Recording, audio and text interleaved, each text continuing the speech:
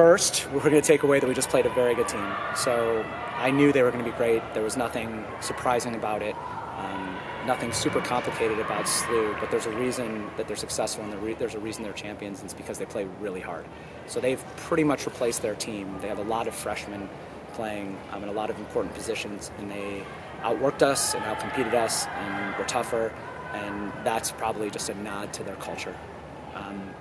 Before I kind of talk more specifically about our team and us, I'd also like to give a shout out to Coach Taylor Spradling, who's been with our program, or was with our program since I started back in 2017. He moved on to a different job, but isn't doing so well. He's having some health issues and is in the hospital, and what he's going through weighs very heavy on our hearts, and we think about him a lot and talk about him a lot, and we're sending prayers constantly to him and his family. This game wasn't particularly surprising to me. I was hoping that it wouldn't be the case. We weren't committed enough to details and to the physicality that comes with the college game against UC or Grand Valley. And I thought, maybe with this being a real game, we could turn that around, and that just wasn't the case today, particularly in the first half. And that put us behind the 8 ball, going into halftime with a 2-0 deficit. And we played better in the second half. And when I say better, I mean more in our identity and DNA and the things that make us successful. And I think, we controlled more of the game, but it's a big ask to come back from 2-0 against a good team. I would say a positive is they didn't really have a good chance all game. I think, once we pushed a lot of numbers forward in the last 5 minutes, and they had a good one there. But through the first 88 minutes of the game, I don't remember one chance that felt particularly dangerous in the moment.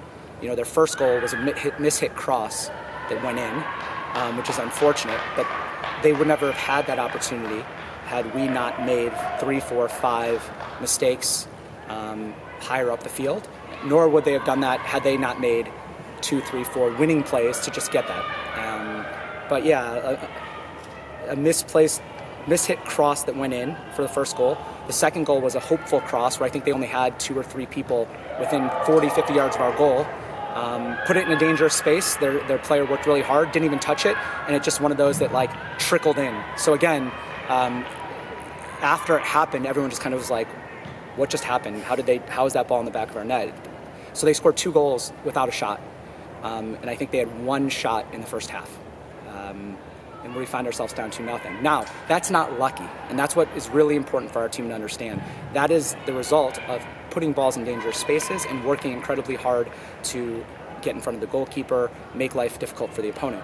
If we looked at our opportunities, we had way more crosses, way more set pieces, way more opportunities to be dangerous, but we weren't. And we never really got that close to scoring, unfortunately, because we didn't make those winning plays.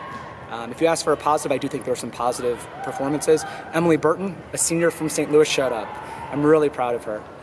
This was a personal game for her, and sometimes that could, the nerves could get the best of her, but she was our best player today for me. Macy Harper, in our first half when we were struggling to get a rhythm and to settle down, she came in and was good for us, and the moment wasn't too big for her. A positive, we played 22 players. So 22 players got a taste of what a real game feels like. I don't have the count in front of me, but I bet we played 9 newcomers. So 9 players that weren't with us last year faced a top 50 team, top 40 team, and know what it feels like. Other than that, I think the only positive I'll take from it is hopefully we learned a lesson, and hopefully it makes us better going forward. We're not going to play too many teams that are tougher than SLU, and we learned that we have to match that intensity to have any chance to be successful. This is zero of an excuse. I really don't think it matters a ton, but we haven't practiced in a week. So there's been snow on our field since Monday, and we were off Monday. So I would like to practice if possible. I don't think we have to fix a ton as it relates to execution, because it doesn't matter if we don't get the mentality right. So all I care about is that we invest in each other, right? We take this loss on the chin, and I'm very interested to see how we respond to it. Where's the leadership come from? Can we recreate our energy? It's never easy to start off a season on a loss. So honestly, I just want to see Xavier soccer show what they're about.